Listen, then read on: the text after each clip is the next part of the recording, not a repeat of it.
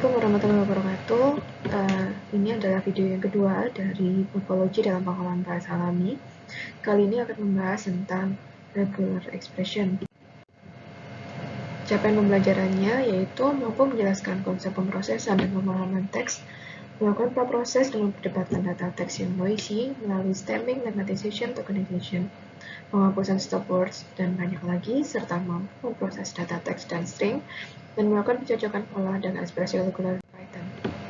Indikatornya adalah ketepatan menganalisa kalimat dalam bahasa alami secara morfologi dan ketepatan menyatakan sebuah pola kata dalam ekspresi regular atau irregular expression.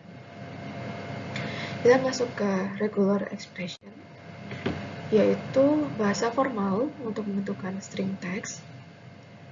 Dia adalah notasi aljabar untuk mencirikan sekumpulan string dan berguna untuk mencari teks saat kita memiliki pola dan korpus untuk dicari. Korpus itu apa? Yaitu sekumpulan teks atau ucapan yang dapat dibaca oleh komputer. Misalnya ada naskah, kemudian ada teks berita, dan sebagainya, itu adalah korpus. Fungsi dari pencarian dengan regular expression sendiri itu adalah mencari dengan korpus, melalui korpus, kemudian mengembalikan semua teks yang cocok dengan polanya. Jadi kita menentukan polanya, kemudian menjalankan pencarian melalui korpus. Korpus sendiri bisa berupa satu dokumen atau satu koleksi, dan ini ada pertanyaan, bagaimana kita mengekspresikan kata-kata berikut, tupai dengan T kecil dan tupai dengan T besar. Oke, kata kuncinya adalah T. T di situ bisa berupa huruf kecil dan bisa berupa huruf besar, seperti itu. Di sini ada yang bernama disjunction. Kita mulai dari disjunction. Huruf di dalam tanda kurung siku, tupai. Yang berada dalam kurung siku yaitu adalah T besar dan T kecil, kemudian diikuti oleh upai. Maka dia bisa match atau sesuai dengan tupai, baik dengan huruf besar T besar atau dengan tupai dengan huruf kecil. Contoh, misalnya ada satu kalimat tupai makan kelapa, maka bisa mendeteksi bahwa di situ ada kata-kata tupai dengan T huruf besar. Misalnya ada kata-kata kupai misalnya, pakai K, berarti tidak sesuai dengan regular expression-nya atau tidak match. Kemudian yang di dalam kurung siku ada 1, 2, 3, 4, 5, 6, 7, 8, 9, 0, maka dia akan sesuai dengan semua angka. Bisa contohnya kalimatnya pilih 1 atau 2, seperti itu.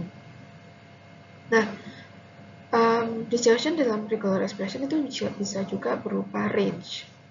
Contoh kalau misalnya tadi di awal itu adalah tupai, yang kita sesuaikan hanya huruf T saja, maka kita juga bisa menyesuaikan dengan semua huruf kapital.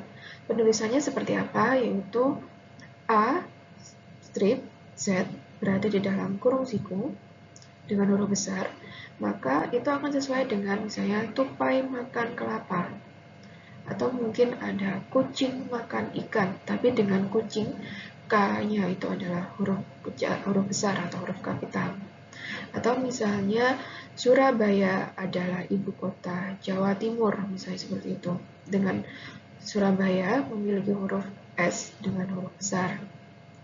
Kemudian kita juga bisa semua huruf kecil atau sebuah huruf kecil kita bisa tuliskan dengan range-nya adalah A minus Z, tapi dengan huruf kecil, maka dia akan sesuai dengan kalimat kelapa dimakan tupai itu. Angka tunggal itu kita juga bisa menuliskan dalam bentuk range. Tidak harus tuliskan 1, 2, 3, dan seterusnya kayak gitu. Sebuah angka tunggal, maka contohnya adalah bab 1, maka dia sesuainya adalah di angka 1. Seperti itu. Kemudian ada negasi atau bukan gitu ya, not gitu, negation in disjunction.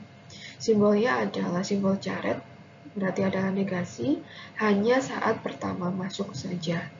Contoh, negasi A cocok dengan karakter tunggal apapun, termasuk karakter khusus, kecuali A.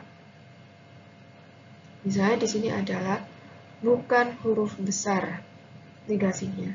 Di situ ada A sampai Z, tapi ada caret, bukan huruf besar. Maka dia akan sesuai dengan huruf kecil pertama yang ditemukan setelah huruf besar. Kemudian apapun selain S besar atau selain S kecil. I have no exquisite reason. Di situ ada I besar. Kemudian yang berikutnya adalah E atau bukan. Di situ ada look here, berarti dia adalah sesuai dengan E-nya. Kemudian ada pola A, kemudian caret B, look up A, B, now, dia gitu. Simbolnya itu akan menjadi negasi kalau misalnya dia ada di depan. Kemudian ada disjunction, ada tanda or, groundhog, or woodchuck. Berarti dia ada match-nya nantinya adalah groundhog. Kemudian ada yours or mine, bisa sesuai dengan yours atau mine. ABC bisa sesuai dengan A, B, C. Kemudian ada groundhog yang dituliskan dengan huruf G besar atau huruf G kecil, atau woodchuck dengan W besar ataupun W kecil. Oke, berikutnya adalah penggunaan tanda tanya, tanda asteris, tanda plus, dan juga tanda titik. Kita masuk ke contohnya adalah color. Di situ ada COLOU, kemudian tanda tanya dan R. Itu adalah optional untuk karakter sebelum tanda tanya. Jadi, ketika ada kata-kata color, kemudian ada tanda tanya sebelum U, maka optional untuk huruf U-nya. Jadi, dia akan cocok dengan kata color dan color dengan menggunakan U. Kemudian, ada contohnya regular expression-nya adalah OO, kemudian tanda bintang dan H. Situ adalah 0 atau lebih karakter sebelum tanda bintang. Bisa jadi dia adalah sesuai dengan O. Ada O-nya 2, atau O-nya 3, kemudian ada O-nya 4. Jadi, tanda sebelum tanda bintang itu bisa lebih dari satu karakter sebelum tanda bintang. Kemudian ada O plus H. Di situ adalah satu atau lebih dari previous karakternya. Kalau yang tadi itu tanda bintang itu bisa 0, tapi kalau yang O plus H itu adalah 1 atau lebih. Kemudian ada contohnya adalah BAA plus, maka dia adalah karakternya bisa ditambahkan 1 atau lebih setelah karakter tersebut. Misalnya BAA plus, maka bisa BAA, BAA, BAA, BAA, dan terusnya A-nya bisa banyak, lebih dari 2. Kemudian ada back titik N. Jadi ketika ada tanda titik di antara karakter, maka tanda titik tersebut bisa berisi karakter apapun. Contohnya misalnya begin, began, began. Seperti itu. Yang berikutnya adalah anchors, yaitu tanda caret dan tanda dolar. Jangkar adalah karakter khusus yang menghubungkan ekspresi reguler ke tempat tertentu dalam sebuah string. Contohnya ada jangkar, kemudian ada dalam kurung siku A to Z, dia bisa sesuai dengan Palo Alto, misalnya kayak gitu. Kemudian ada jangkar,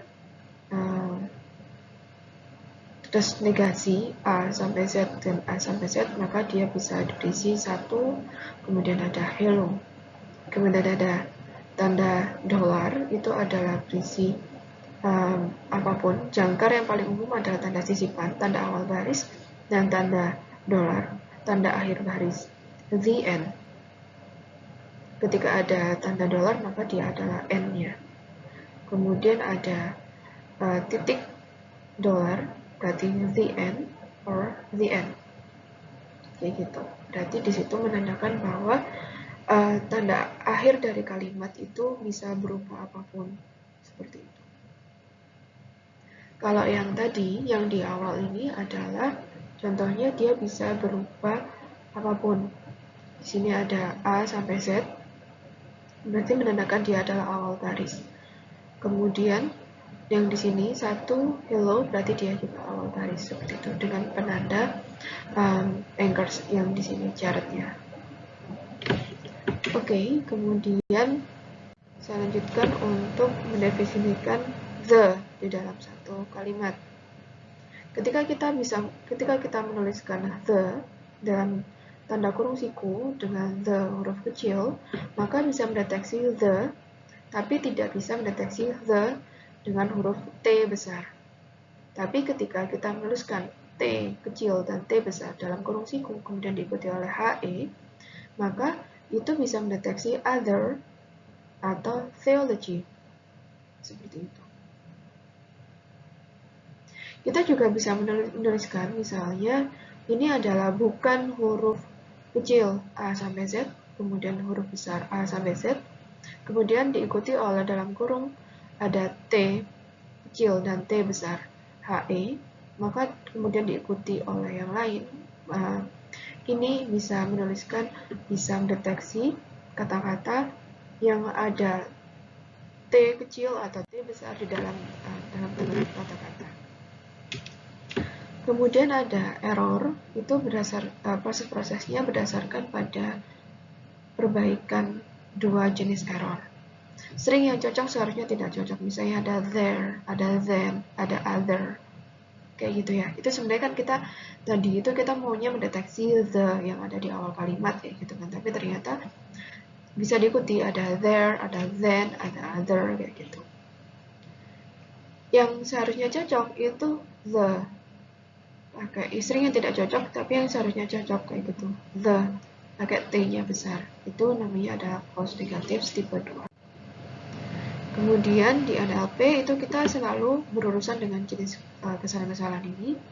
Bagaimana cara kita mengurangi kesalahan? Itu bisa kita pakai dengan cara increasing accuracy or precision, dengan mengurangi false positive, dan increasing coverage or recall itu dengan meminimalisasi false negatifnya. Kemudian ini adalah kesimpulan dari regular expression. Jadi regular expression itu perannya sangat besar karena urutan janji dari expression seringkali menjadi modal pertama untuk pemrosesan teks apapun. Dengan banyak tugas berat kita bisa menggunakan klasifikasi untuk machine learning. Oke. Selesai, terima kasih. Assalamualaikum warahmatullahi wabarakatuh.